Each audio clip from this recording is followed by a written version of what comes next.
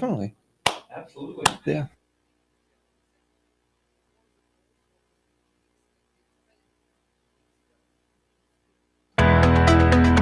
Welcome to the Author's Edge radio show with Guy L. Freer and Bob Price.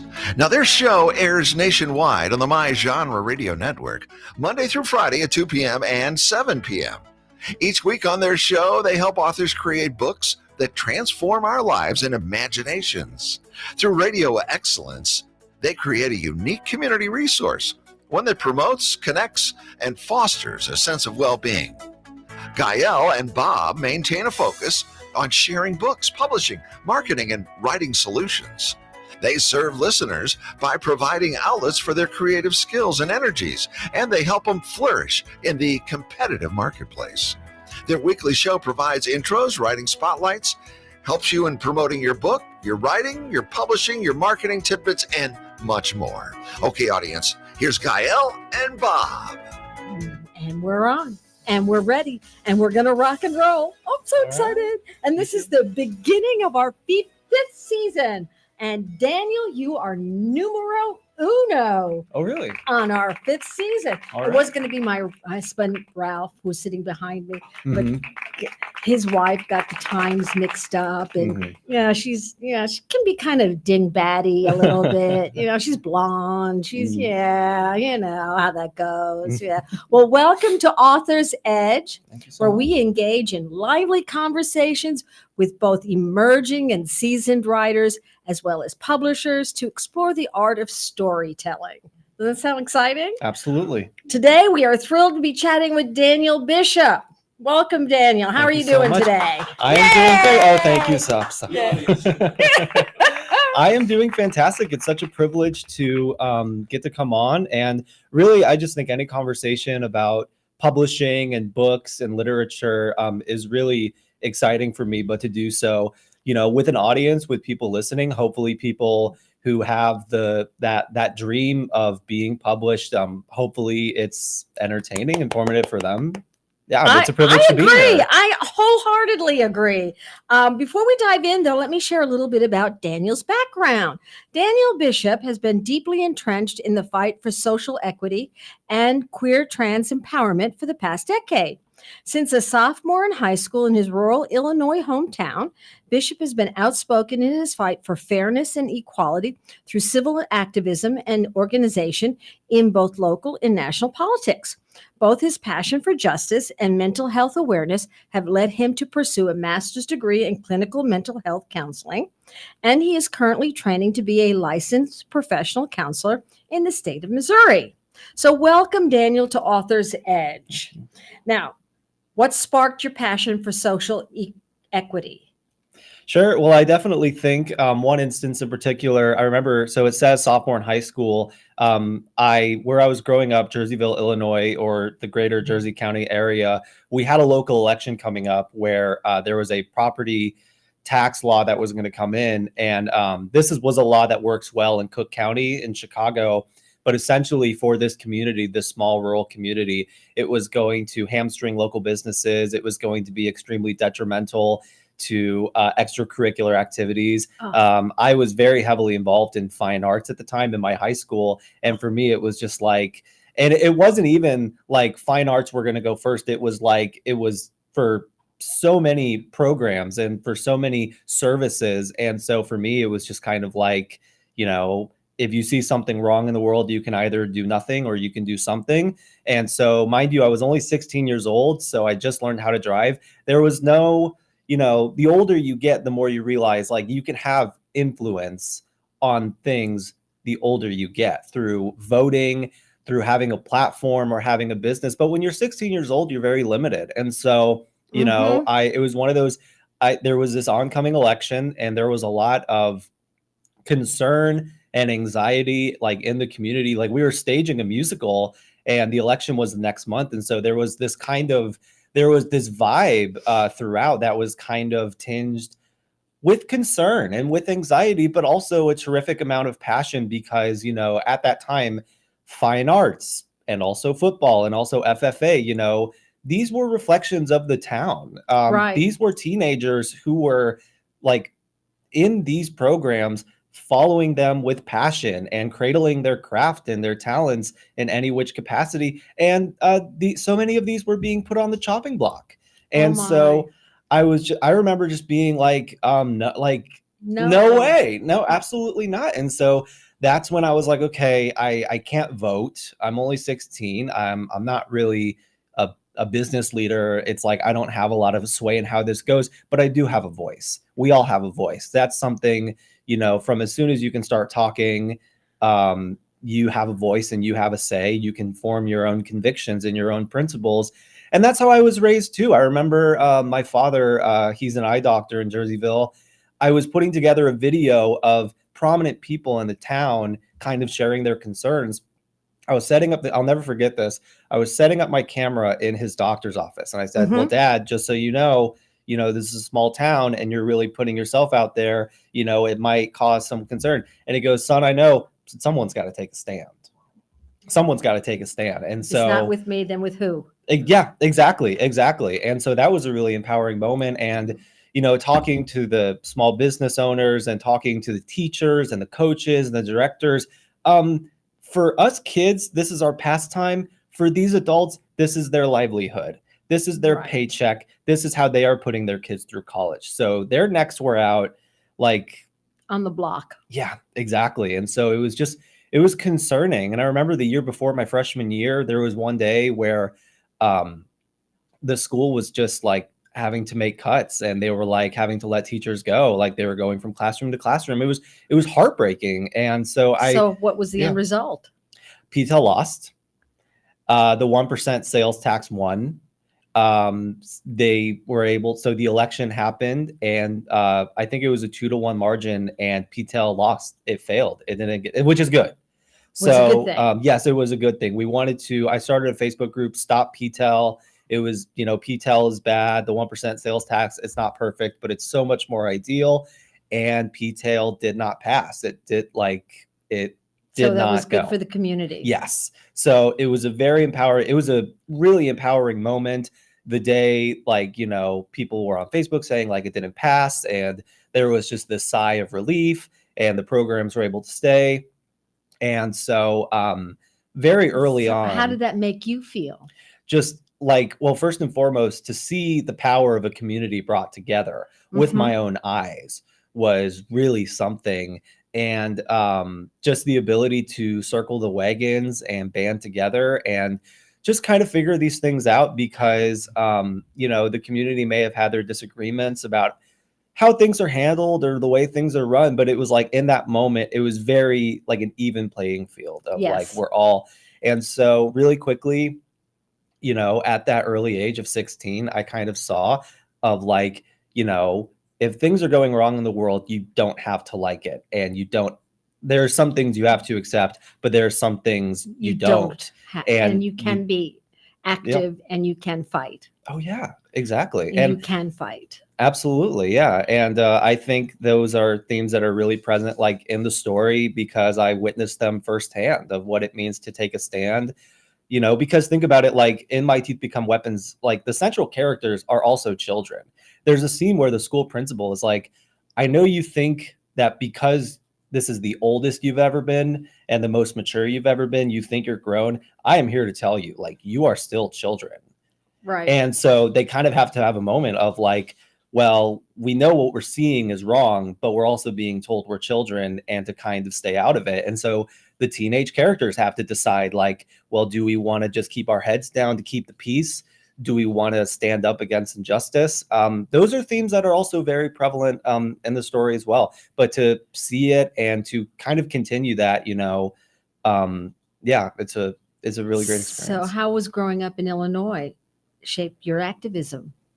I think a big reason why is because a lot of these small rural kind of areas in Illinois, a lot of them like are kind of, because like Chicago like kind of has such a large sway on like Illinois and its politics and in its infrastructure. I think what you're seeing is a lot of rural communities just like not feeling heard and not feeling seen, having to suffer the brunt of a lot of like inequities in the financing of schools and the financing of districting. Like I've seen it with my own eyes. And so already like, what does the little guy look like? You know what I mean? I Right. think that was, and then there's been multiple efforts to like secede from Illinois for that reason. And so growing up, Make Chicago its own state. yeah, oh my goodness, exactly, because as far as a lot of people are concerned, like it could be its own state. And so it's unfortunate what's happening. But so growing up in Illinois, I did have to see, teachers and coaches and business owners have to make compromises just to keep programs afloat. And there were moments where it was unfair and it was unjust. And so that's something I think, and so to see adults respond to that by being like still caring about their job and still being impassioned, still wanting to raise generation after generation, teachers who are impassioned by what they do. That's also really inspiring, seeing adults like respond to that, not be discouraged by that, not let us young kids be discouraged by it either, and raising us to believe like, you don't deserve any less than anyone else, Right. regardless of your background. Right. It's really beautiful. What led you to pursue a master's degree in clinical mental health counseling? I know that, it was great. So I was raised by two parents who are eye doctors. And I think there was just something beautiful about they got to rest their hat on the fact that the public was served by them, one patient at a time. If it's taking a piece of metal out of some person's eye or fixing their lenses or helping them with this or that, it's like no matter how grueling their day was, they can rest their hat on the fact that like people were better having met them at their job. And I thought that was beautiful. And what's really interesting about counseling is, so much of what helps is when a client, and this is my experience, because I'm interning right now as a counselor trainee. Where are you interning right now? I actually just got back from there. It's St. Charles. Brightly has a place, Preferred Family Healthcare. And so I'm a counselor trainee there. And what's so important with counseling is a lot of times when people are struggling the most mentally, it's because they can't put feelings to words. Mm-hmm. And there's a skill in counseling called reflection of content and meaning, when you are able to put into words what they can't. And if, as a counselor, if you can do that, it's almost like you're freeing them of some prison they didn't even know they were a part of, because they have that moment of, I have felt that way all my life. I've never heard it put into words until today. Right. It's almost magical. It's almost a beautiful thing. And so I've always, since I was a sophomore in high school, I always depended on my words.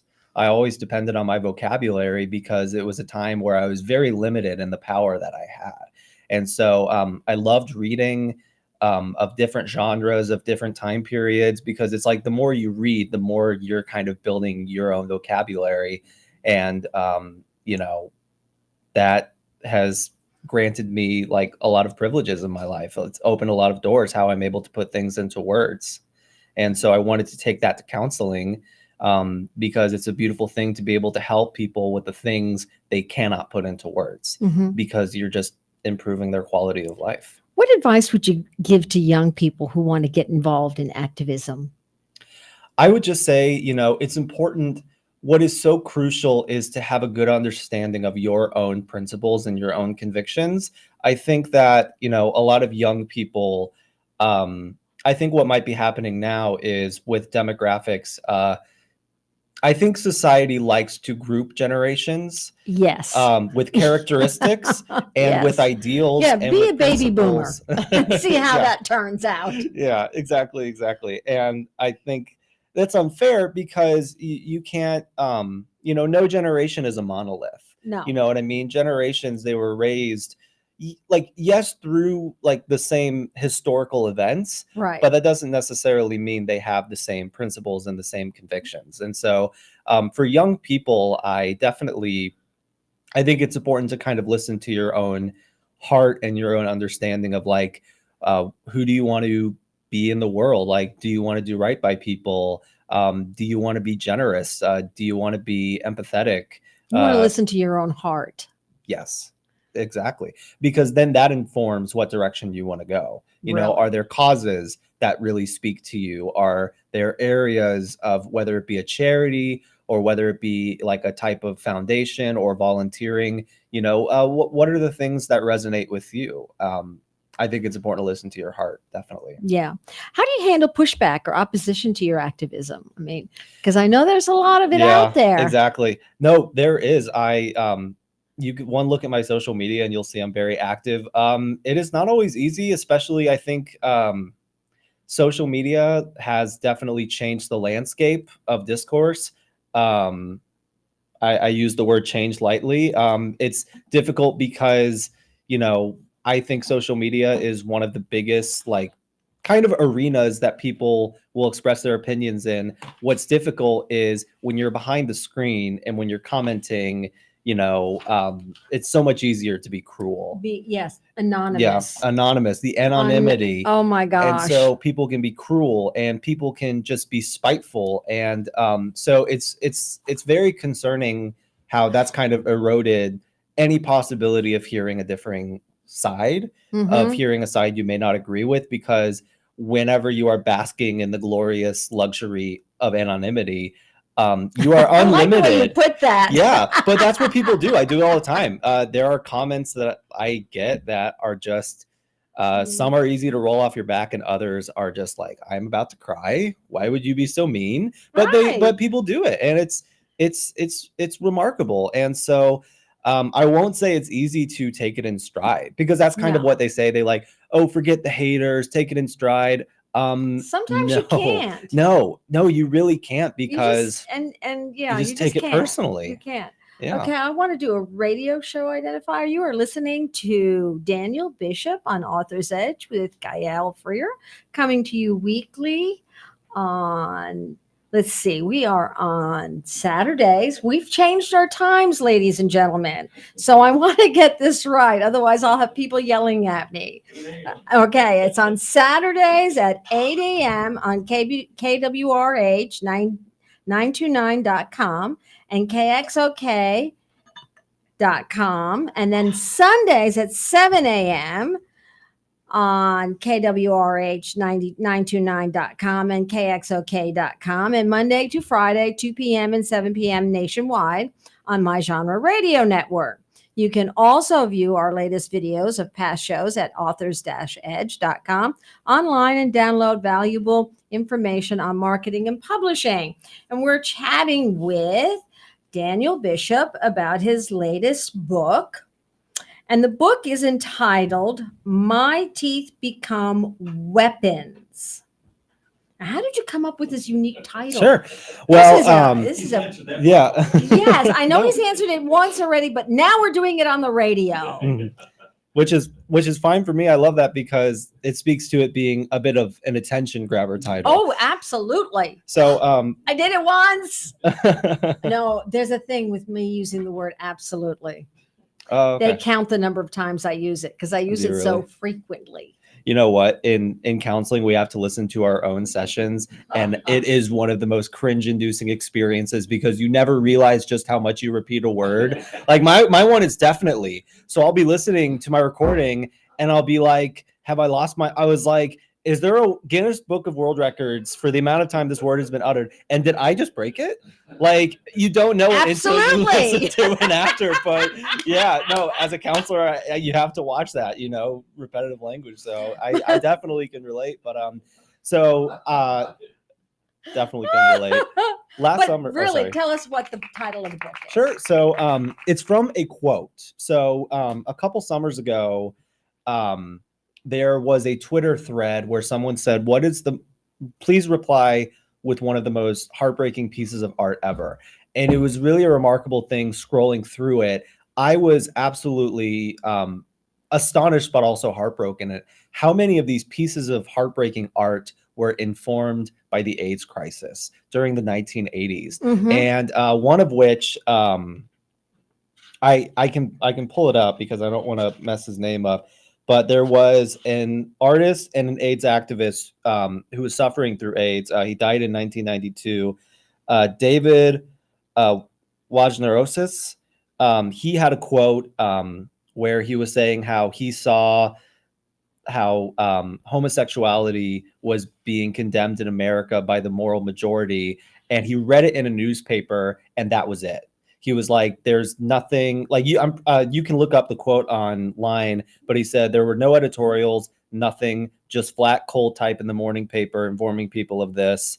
And just what it was like for him to see, like, as a gay man living with AIDS. And so he ends it by saying, realizing that I have nothing left to lose in my actions, I let my hands become weapons, my teeth become weapons, and every bone and muscle and fiber and ounce of blood become weapons, and I feel prepared for the rest of my life. And that quote really stuck with me because it kind of speaks to another central theme of the book of, you know, these characters, not only are they young teens, but they are queer and non-binary teens. And I think what is a prevalent kind of thread throughout the story is, as members, especially young members of the LGBTQ community, there is so much advocating, so much fighting that they have to do for so frighteningly little. They want so little. There's sort of a monologue towards the end where a teenage character is like, they're non-binary, and they're saying, like, I never wanted to wear a suit at prom. I never wanted my own bathroom. All I just wanted, like, was to be seen. It's the minimal amount. And I think we're seeing that a lot right now. We're seeing a lot of anti-LGBTQ bills targeted towards young people. We're seeing over 400 across the country, even in Missouri.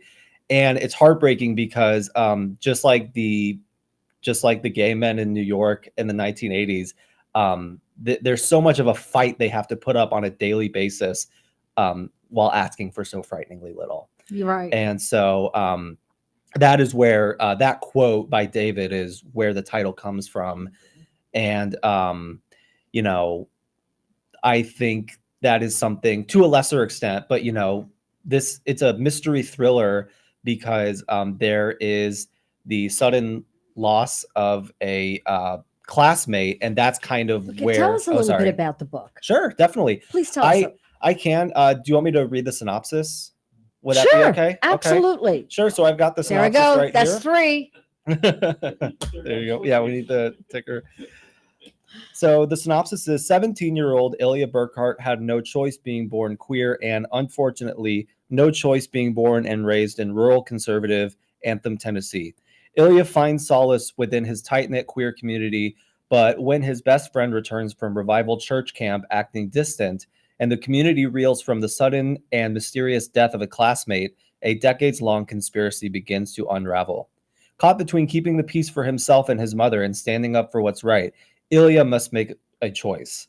But as suspicion of Revival rises and fingers get pointed at the local pastor, Ilya and his friends will learn that when you walk deep into the forest to uncover the truth, unwanted prying eyes may follow you from the shadows. In this pulse-pounding and socially relevant young adult mystery, Ilya and his friends are propelled through a journey of conspiracy, corruption, and bigotry, where the line between ally and adversary blurs, and the price of unmasking the truth may cost them everything. All right.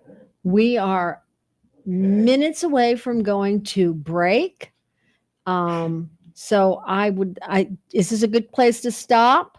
So let us stop. We're going to stop here. We're going to go to break. And actually, all right. And I do have something that I want to share. I have a commercial for us.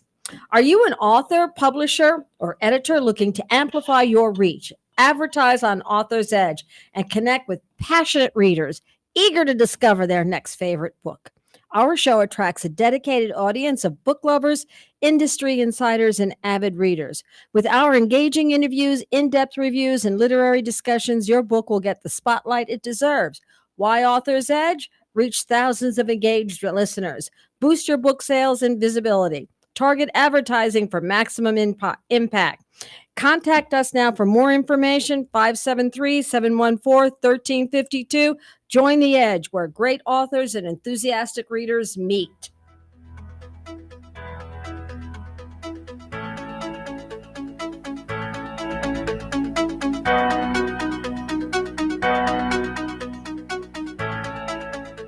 El Potro Restaurant and Market, located at 6920 Manchester Avenue, 1 block east of McCausland, offers the finest variety of Mexican and Central American groceries and goods.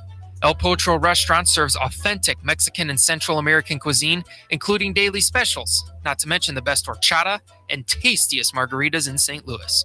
Open 7 days a week. El Potro, 6920 Manchester Avenue, 1 block east of McCausland. The United States has a strong tradition of welcoming newcomers and refugees. The Welcome Corps is a new service opportunity for Americans inspired to welcome those seeking freedom and safety and in turn help strengthen their own communities.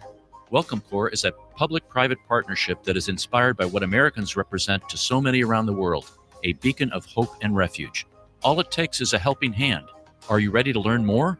Contact the International Institute of St. Louis at info@iistl.org or call 314-773-9090. That's info@iistl.org or call 314-773-9090. In 1857, the Dred Scott decision was a major legal event and catalyst that contributed to the Civil War. The decision declared that Dred Scott could not be free because he was not a citizen. The 14th Amendment, also called the Dred Scott Amendment, granted citizenship to all born or naturalized here in our country and was intended to overturn the U.S. Supreme Court decision on July 9, 1868. The Dred Scott Heritage Foundation is requesting a commemorative stamp to be issued from the U.S. Postal Service to recognize and remember the heritage of this amendment by issuing a stamp with the likeness of the man Dred Scott. But we need your support and the support of thousands of people who would like to see this happen. To achieve this goal, we ask you to download, sign, and share the one-page petition with others. To find the petition, please go to dredscottlives.org and click on the Dred Scott Petition Drive on the right side of the page. And welcome back, Daniel. We are talking to Daniel Bishop about his book, My Teeth Become Weapons. And we want to know, he just finished reading the synopsis. And first off, I want to ask you how you came up with the name Lila. Oh, Ilya? Ilya. Is that Ilya. Ilya? Yeah. Okay. I How think did you come up with the because it's an interesting name. Mhm. You know, it's not a masculine name. It's not a feminine name. No, it's also not very common in America either. It's not. I think I love the idea of, I think characters with unique names are the most memorable. They You know what I are. mean? Like any TV show, it's like you kind of remember the characters with the most unique sounding names. Like Spock Yes, exactly. Or Sulu. or Sulu. There you go. Yeah. Exactly. Well, you were talking about Star Trek a minute ago. While we were on break, we mentioned Star Trek. And Star Trek is one of my favorite shows. I just love Star yeah. Trek. Oh, yeah. Yeah, it's the best. Oh, yeah. Make it so. Make it so. Make it so. Absolutely. But yeah, and so I think I wanted that. I think I kind of wanted the uniqueness. I think that would kind of make him stand out and just kind of give the story like a feeling as if like it's a bit off the beaten path. I think that would kind of stand out to readers. But then, you know, what was nice was because then kind of assigning names to like different like characters. Like I would literally go on Facebook, click the likes of a Cardinals or Blues post, scroll through, find the first name, and be like, all right, that's the like. Sometimes it's hard coming up with last names and first names, and so it was interesting. But for Ilya, I will say Burkhart, Killers of the Flower Moon, the new Scorsese movie. Mhm. I literally was just like, okay, that works. Like it's kind of that Burkhart, like a solid Southern surname. Right. And there's a few. Sasha, who's one of the friends of the character. Oh, I like That's from Sasha. Barbie, the Barbie movie from Uh-huh. last summer. So sometimes, or like there are characters from like we were watching Friday Night Lights, the TV show. I stole a last name. I stole Callahan from Names are Stephen so King. important for characters Yeah. because you do create your concept of who they are Mhm. from them. I mean, when I taught English for 39 years. Oh, Okay. So when teaching a book, you talk about the name of the character because you Mhm. derive a concept of who that character is, partially from the name. Mhm. You know, like Edith, you picture what an Edith looks like. Yes. You know, exactly. so, you know, that's why I was curious about how you came up with this name. So getting back to the book, you also gave us a quote, but there was ever a moment in your youth when your curiosity was met with punishment. To me personally, it seems like a cruelty reserved specifically for children. Explain that. Definitely. Well, I think it's an opportune quote to share because I think it's one of those quotes. It's from the first chapter. Ilya, because this is from his perspective. So this is his kind of Mhm. rumination. I think it's a quote that sums up, it encapsulates the story perfectly because, curiosity is, I think it's been a big theme, like for a lot of, kid stories, because you had kids who were curious about how things worked, or they were curious about making the world a better place and kind of scoffing at tradition, and they were punished for it. You know what I mean? Mhm. I think it's, you kind of look at like the silent generation during the McCarthy era, you're better seen, not heard. And so I think for centuries and centuries now, the story of young people, kind of like they want to learn about the world. They're piecing their world building together. And so you have a lot of, child teen characters in books and movies and TV shows. A lot of them are told like, this is the way things are because that's how they've always been. And, that's why you have like a lot of teenage characters get into books or get into bands because they need some intellectual stimulation that they may not be getting. And so I think that's especially prevalent for Ilya because he is very curious. He is very imaginative. They question. Yeah, I think like a 2-year-old has like 1,000 questions a day or something like that. They're always asking because they're always world building. They're Right. always piecing things like this. They've never been here. Like they've This is their they've first never rodeo. been here. Exactly.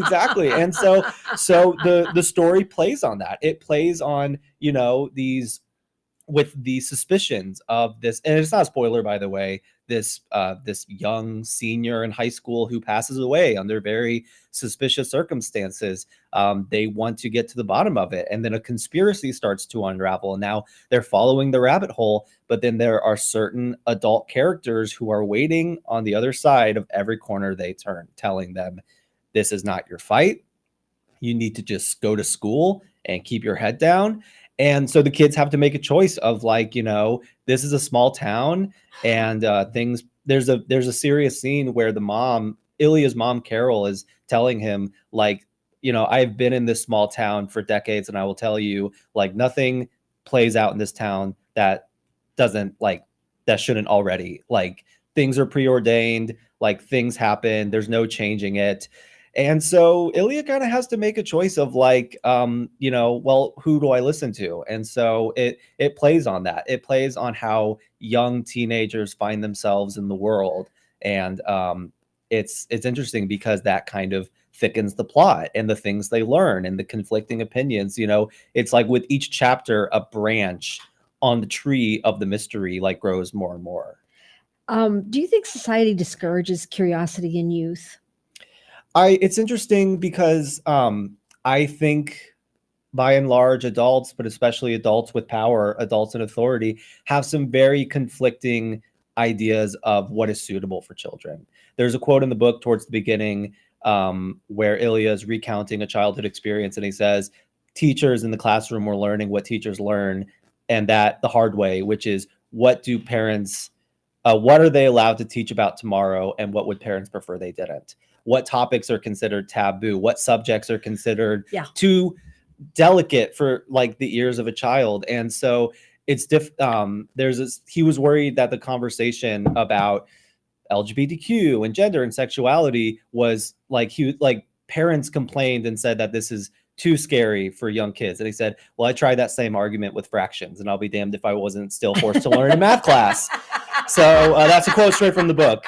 Yes, there's been a number of different jokes about what's the scariest subject you've ever learned. Algebra. Yeah, geometry. Come on. Geometry. But, that was the scariest subject I ever learned. Oh yeah. Oh my goodness. I'm so grateful I never had to take trig I took geometry or and calculus. I failed it with a 25. Oh so. no. No. Yeah. That was not helpful at all. Yeah, I was not put behind this mic behind my math skills. Let me clarify. Definitely not. No. So I think with that question, it's difficult because that argument is raging right now, and it's full bodied. It's like fully on fire because the topic of gender, the topic of LGBTQ rights, LGBTQ history. There is an argument going on for like they're too young. If you so much as put a rainbow in the classroom, you are indoctrinating these children. You are Yeah. grooming these children. And so even that was it's true. It's happening. It It's is happening. ongoing. You can't put people think that just because you have a rainbow, I mean, a rainbow, guys, a rainbow is just that, a rainbow. Mhm. Let's just leave it at that. Okay. It can be only a rainbow. A Exactly. unicorn can be just a unicorn. Right. It doesn't have to be anything more than that. You make it what you want to make it. Exactly. And I think there are adults who don't want to give kids that decision to make the world what they want to make yet, because kids are going to start. I feel like children will start doing that sooner than a lot of parents will give them credit for. They will start to develop opinions. They will start to develop convictions. And they Yeah. will stop talking when they know nobody wants to hear what they have to say. And the Mm. minute they stop talking is when they is the exact thing that you do not want children to do. You Mm. want them to always be able to tell you what is going on Mhm. inside of them. Because if they're not telling you, then they're hiding. Yeah. And you don't want them to hide. You want them to be open and honest with you so that you can be there for them. Mhm.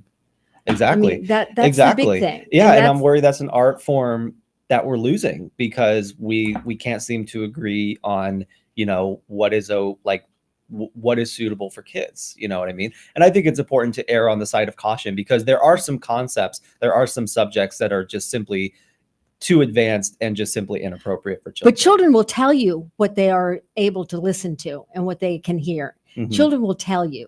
Mhm. They will guide you if you just listen to them.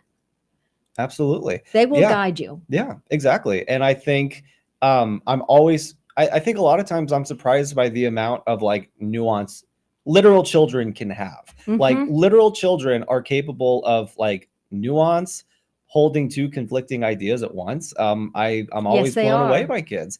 And so this kind of like the story kind of touches on that too, of like when kids are too smart for their own good. And it's like when they are, it's like, do you want to stifle that? Or do you want to limit that? Or do you want to enable curiosity? Do you want to foster curiosity? Because the more you do so, the more they're going to grow, the smarter they're going to become. And so I think one of the consequences of like a child, like you said, like kind of shutting down because they know not to speak, now they're going to learn not to ask.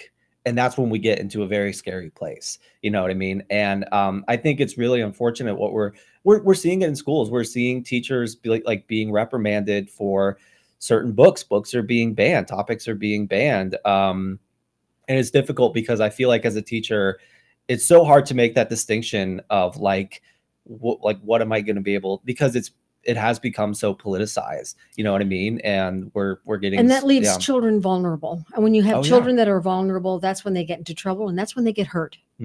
Absolutely. Yeah, absolutely. How did you develop this idea in the narrative? How did you develop your book?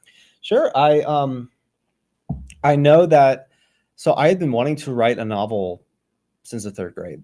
So it's been about Wow. 16 years. I've always had the idea. And I think for me, it's kind of a chicken and the egg type situation where I just kind of envisioned the cover and I was like, is there a story to this? Like, because, so last summer, Oppenheimer came out, the Chris Nolan movie. Mhm. Towards the beginning, Oppenheimer is reading T.S. Eliot's The Wasteland. And I was researching one of the reasons why that book is so or poem is so popular is because it encapsulated post-World War I. Right. The sentiment, the dystopia, the feeling of apocalypse, the feeling of just like the wasteland, quite literally. And so I was like, I love any piece of media that can encapsulate a moment in time politically and socially. And so at that time, summer of 2023, anti-LGBTQ bills had reached an all-time high in this country. It was a very just stressful and discouraging time. And so I was like, if a piece of fiction was going to encapsulate this moment, how would you game it? Because a lot of times with like metaphors for social issues or things like that, You'll see them play out in fantasy. You'll see them play out in sci-fi, like on Star Trek, but it'll be used through allegories and clever metaphors. Right. The difference with this was these issues are breathing down the necks of this generation, especially the LGBTQ section. Like, these issues are here. These issues are in these states. They're playing out in the courts. They're playing out in government buildings and in schools and in classrooms. Like, it's happening. And so I didn't want it to just be like a dystopian fantasy planet or like Middle Earth. Like, I wanted it to be, it's set in Eastern Tennessee. And so I wanted to tell a story that plays on those things of like this moment in time where we're at, of young queer and trans people. And not only that, but also like religion, and where does religion fit? Like, can there be queer positive Christianity? Can religion and queerness not only coexist, but can one buttress the other? Can someone feel affirmed in their queer selves because they are affirmed in their faith? Right. There's definitely some hot button issues that the story has no choice but to kind of, it was either like we kind of cripple under the fear of offending the wrong people, or we just go for it. and it does. But I wanted to make sure it was in a way that didn't feel like disparaging to anyone, which, Right. you know, I hope it accomplished that goal, but it does raise those questions. How do you see do you see curiosity as a dangerous or empowering in My Teeth Become Weapons? Oh, that's such a good question. Dangerous or empowering? Yeah, as dangerous or empowering. Yeah. I think it's a little bit of both, Mhm. because you have these, like, you have this kind of this small town tragedy of this young person dying, and everyone in their grief naturally want answers. Mhm. You know what I mean? I witnessed that too. I witnessed my hometown community going through a terrible tragedy of actually, sadly, multiple young people dying, and the first thing they want is answers.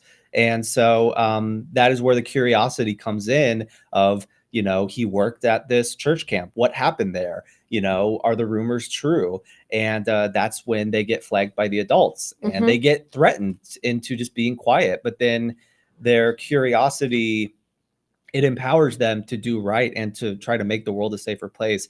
But it is dangerous because it lands these young teenage characters in life or death, where their very lives are being threatened by adults in power.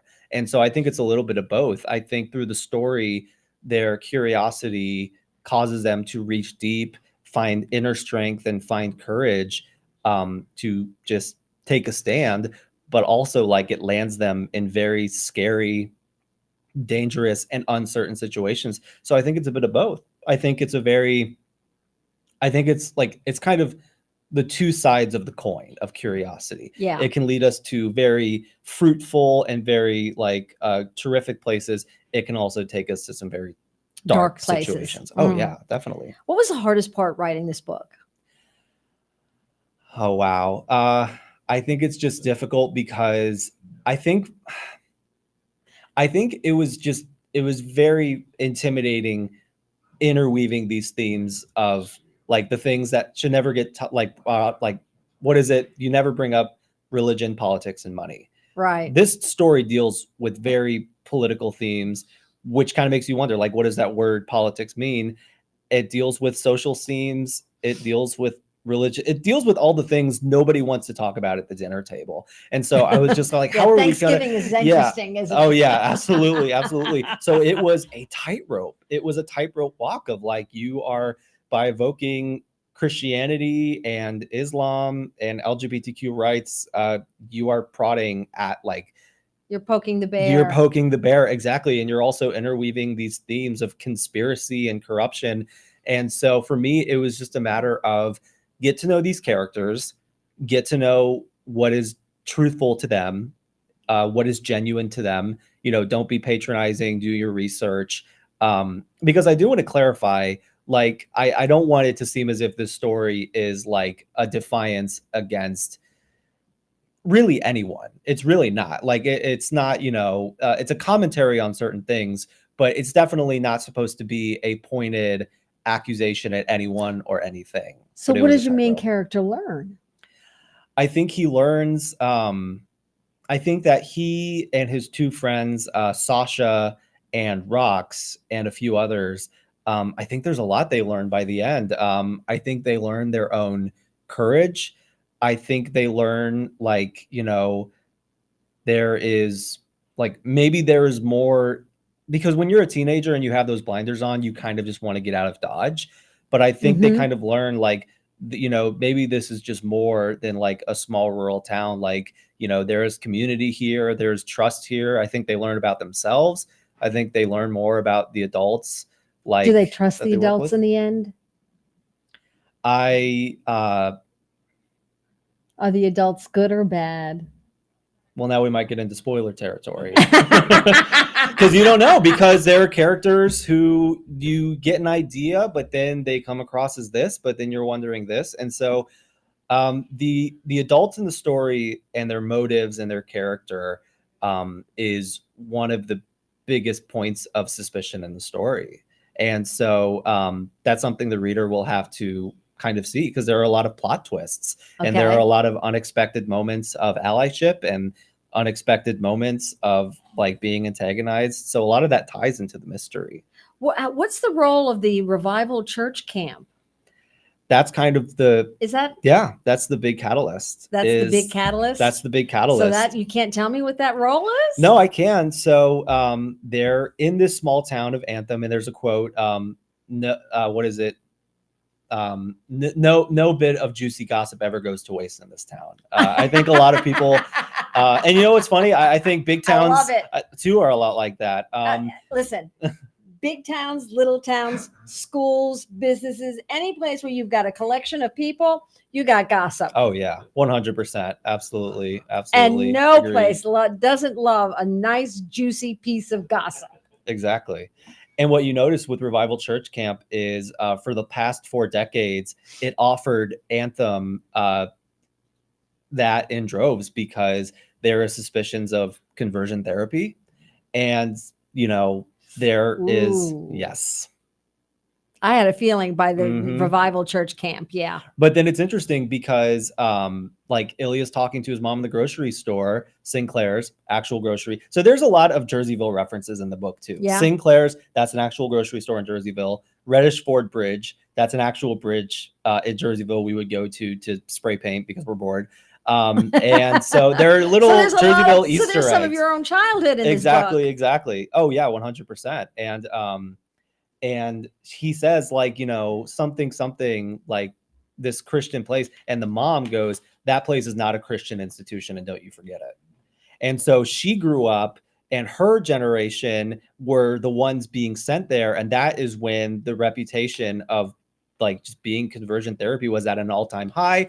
But then it became this huge press scandal, and it made national news, and they fired the head. And so now it's like, they changed for the better, and now kids love going there and they love the experience, but then those same kids become detached. And so they're trying to figure out, it's like, okay, is this a place where, like, it's just so happens to be a church camp and it's fun, or is there something sinister going on, lurking, like, in the dwellings that we don't know about? That is also one of the big ones. And it's tricky because Ilya's best friend Rox, who is non-binary, they got sent there for the summer, and they start acting in weird, distant ways. But then they'll go get coffee with someone who was sent there, and it was the best experience of their life. They didn't want to leave. They made friends. They made memories. And so now you're hearing conflicting opinions. You're like, you're acting cold and distant. Ooh. You don't even want to talk about going there. But now she's saying that it was the best experience of her life. And so there are conflicting testimonies. And the reader, Ooh. even the reader, is along with Ilya. They cannot get to the bottom of what is going on. And so there's also a pastor involved, Pastor Eric Neary. He is a bit of an enigma because no one can figure him out. He's the gentleman on the cover. And so they're trying to be like, is he involved? Did he, like, because he took the kid, Brent Cushman, who passed away, under his wing. And they're like, what was going on there? Like, did something happen? Is he in cahoots with this? It just raises a lot of questions. And so, and sadly, Ooh. what'll be nice is the reader will experience those same questions with Ilya and his friends. All right. Yeah. Okay, so you're listening to Author's Edge, and we're chatting with Daniel Bishop and his newest book, My Teeth Become Weapons. Now, this book is going to come out on October 22nd, Mhm. and then we are in pre-sales. Am Yes. I correct? Yeah, so it's the ebook you can download for your tablet or Kindle is currently on Amazon for $6.99. Sadly, you cannot pre-order the paperback though. Oh, okay. So if you want to order like a full paperback copy, that'll be offered on Amazon and also Ingram Spark.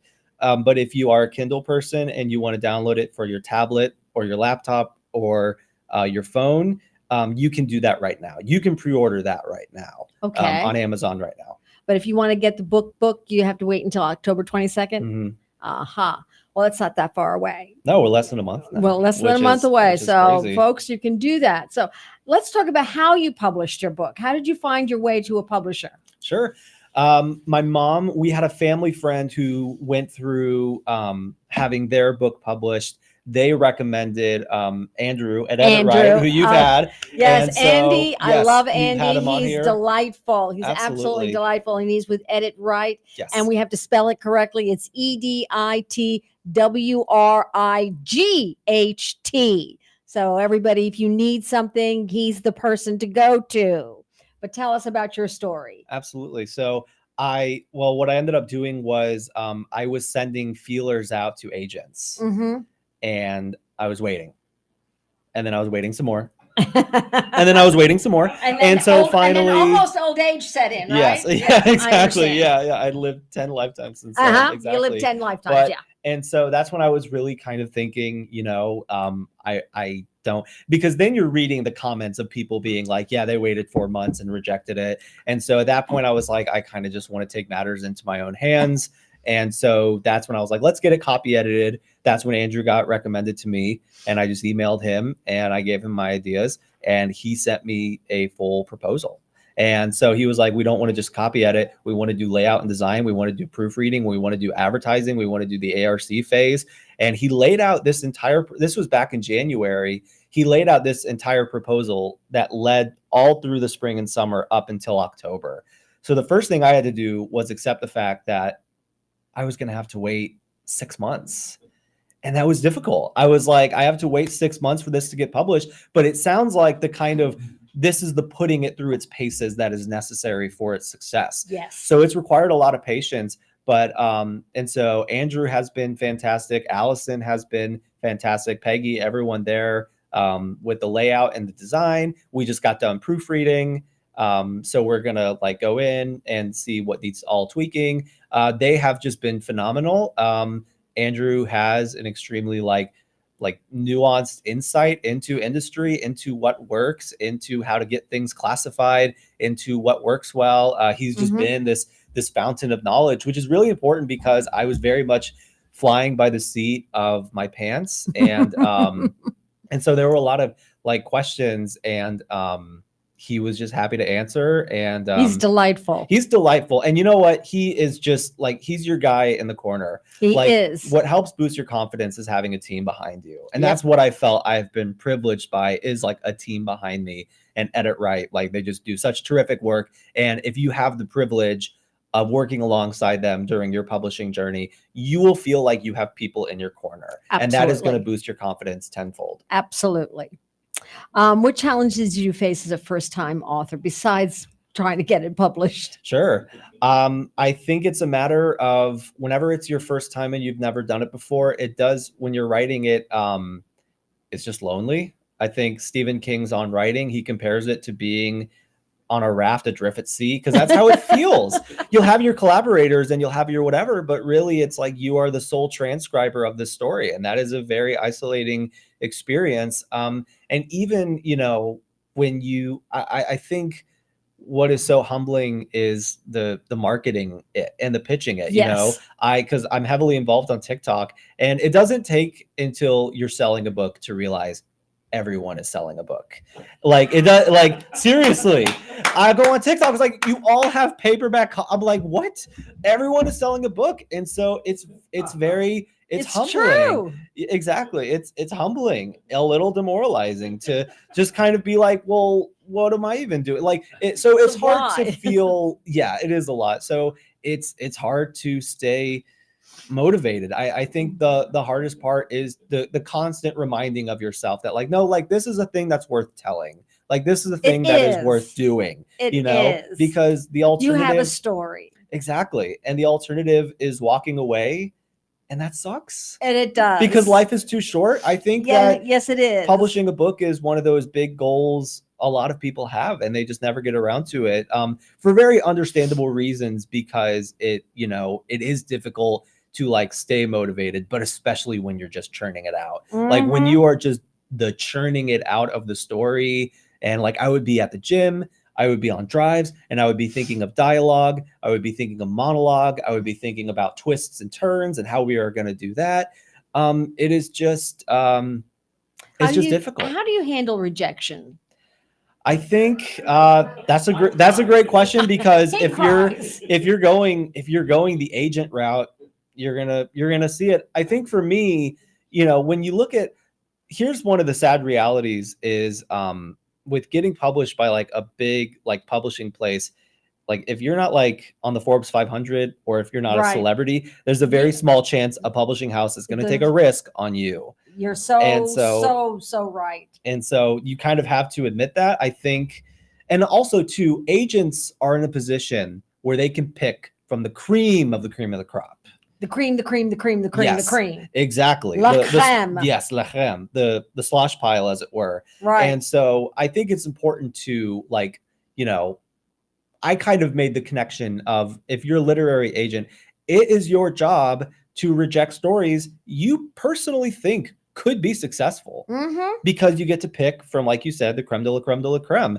And so I think it's important, if you get rejection, how are you going to internalize it? You can internalize it as either this agent doesn't want the story, or the world doesn't want the story. And a lot of Right. people conflate the two. They think Right. I've been rejected by the world. by the world. Exactly. By everybody. Yeah, which is sad, because I think in the world of publishing, I don't think it's ever been more democratized with No. social media and with digital downloads and stuff. I don't All think right, we have it's ever 3 been minutes, so we have democratized. very important stuff to say. Yes. What's the next thing after this for your book? Oh goodness. Like my next book Yeah, project. what's after My Teeth Become Weapons? In all honesty, I'm still getting this baby off the ground. So Uh-huh. I have not even thought about it. The next thing? You know what's actually, this is actually really sweet. We have 3 minutes. I have a lifelong love for the St. Louis Muni. I would love a cute, cheesy, sappy romance called Under the Muni Lights, Oh, where it's like a romance story. I would Uh-huh. love to just do a complete about face from the genre. mhm. But then that's tricky, because readers might expect you to stay in that genre. But I would love But you to could do just something go. with You could do, anything, You can do exactly. anything you want. yeah. This So world is not limited to what just no. exactly. If you want to do something under the Muni Lights, do it. I think that'd be cute. I would just love like just a cheesy, mindless romance. You know what I mean? There's just something like that. light and breezy. Yes, light and breezy, which is the if you want light and breezy, avoid this book, please, Okay, because you now won't get you would that. like to thank people for helping you to this point. Yes, Who would you like to absolutely. thank? My Real mom and quick. dad, my mom, my dad, Trey, David, and Claire, my siblings, my extended family on both my mom and my dad's side. I want to thank everyone in Jerseyville, Illinois. They are included in the acknowledgement. So these are all of my directors. These are all of my teachers. These are all of my mentors, all the friends I've made, my friends from high school, my friends from DePaul, my friends from SIUE and Webster. I love all of you. Thank you for supporting. I had a math teacher who was one of my first ARC readers, and she left a review, and that was so special. So to any adult or any friend who has believed in me, especially the adults who helped my creativity like flourish and be encouraged, I'm forever indebted to you. So yes, thank all of you. Yes. All right. Thank you, Daniel Bishop, for being on Author's Edge. Tune in again next week for more tips, resources, and your favorite conversation. Our next guest will be Ralph Wayne Freer, and we will be chatting about his book, Sprout. Till then, see you around the inkwell.